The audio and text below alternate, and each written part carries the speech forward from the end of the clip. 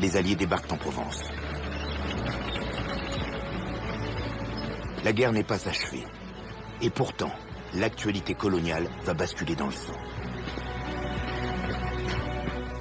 La victoire finale approche. Il faut blanchir l'armée pour affirmer aux yeux du monde que le peuple de France se libère par lui-même. Le gouvernement décide alors de démobiliser plusieurs régiments de tirailleurs sénégalais. Pour accélérer leur retour au pays, les autorités promettent qu'ils toucheront leur solde sitôt arrivés à Dakar. Confiants, la plupart des tirailleurs prennent la mer.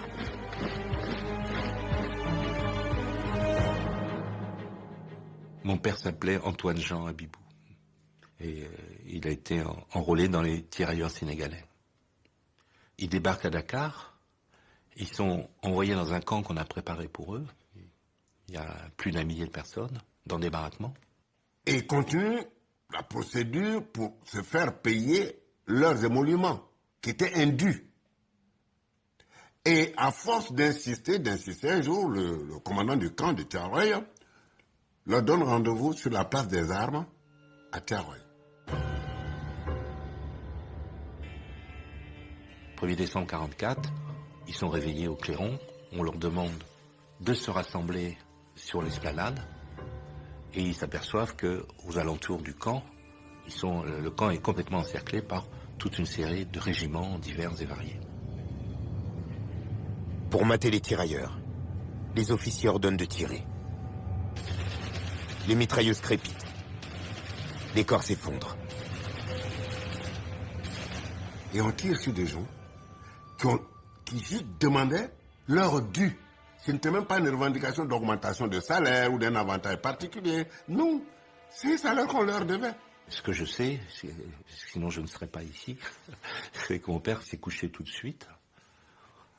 Et il fait partie des gens qui survivent et qui sont par contre désignés comme étant des meneurs de cette soi-disant rébellion armée. Et on condamne 34 personnes de 10 ans à 2 ans de prison. Mon père a été condamné à 10 ans de prison. Ils sont manifestés sans être armés. Ils n'avaient pas d'armes. On les a tués lâchement. Et ceux qui l'ont fait n'ont pas été punis. C'est ça le mal. Ceux qui l'ont fait ça n'ont pas été punis. La répression a tourné au massacre. On dénombre plus de 50 morts et des dizaines de blessés. Les autorités ont commis l'irréparable. Elles ont tiré sans sommation sur leurs frères d'armes.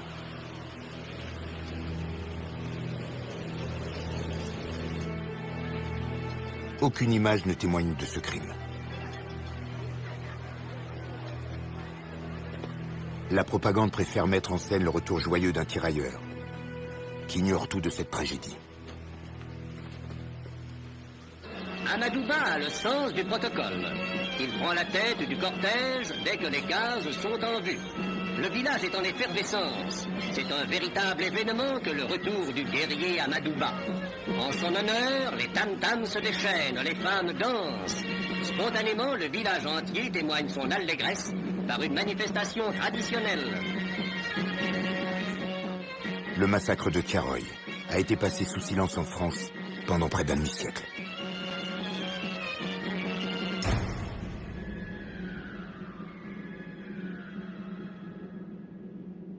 Il n'y a aucune mémoire de ça et c'est terrible.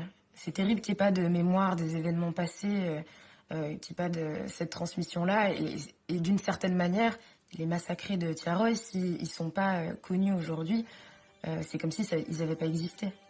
C'est quand même assez grave que l'armée française ait commis ce genre de choses, parce que ça prouve en fait que cet idéal de on libère les gens, on fait les choses parce que on veut rendre le monde meilleur et parce que on a une idéologie positive et noble derrière nous, ça prouve qu'en fait c'est pas le cas, puisque à la moindre contestation, on tue les gens.